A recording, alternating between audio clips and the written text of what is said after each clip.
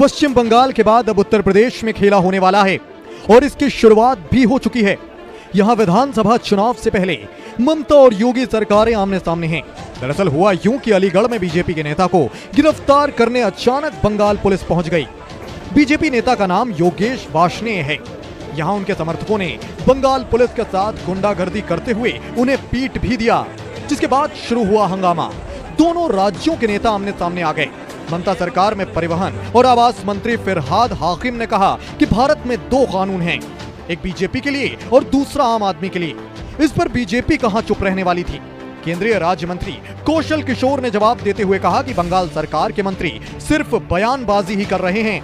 अलीगढ़ में बंगाल पुलिस के साथ हुई मारपीट पर मंत्री फिरहाद हाकिम ने कहा कि भारत में दो कानून हैं, एक कानून बीजेपी के लिए लागू होता है जहां पर कोई कानून नहीं रहता, यही असली कानून है, और दूसरा कानून आम आदमी के लिए है जो गैर बीजेपी है। ये दो कानून भारत में चल रहे हैं। हाकिम ने आगे कहा कि बीजेपी के साथ हैं तो कुछ भी कर लीजिए, चाहे दिल्ली का दंगा हो या मुख्यमंत्री का गला काटने की धमकी, कुछ भी कर लीजिए। योगी राज की पुलिस के सामने हुआ और हमारे महामहिम राज्यपाल चुप बैठे हुए हैं।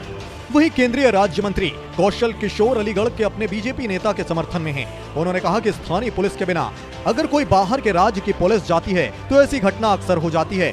अगर किसी भी राज्य में कोई भी कानून के तहत मुकदमा दर्ज है तो उसे मुकदमे के तहत ही कार्रवाई होनी चाहिए।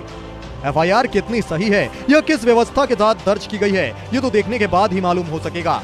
कौशल ने आगे कहा कि बंगाल सरकार के मंत्री सिर्फ बयानबाजी ही कर रहे हैं। कानून के तहत कोई भी कार्रवाई करने के लिए किसी भी राज्य में कोई प्रतिबंध नहीं है। चलिए अब आपको बताते हैं कि पूरा मामला आखिर कहां से शुरू हुआ।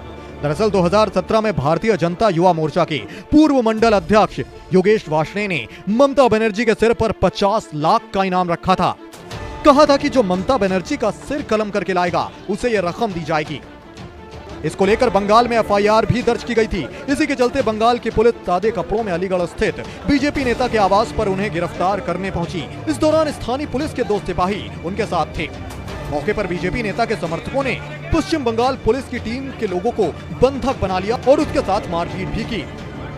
हालांकि हंगामे की सूचना पर पहुंची स्थानीय पुलिस ने बामुश्किल समझा बुझाकर मामला शांत करवाया।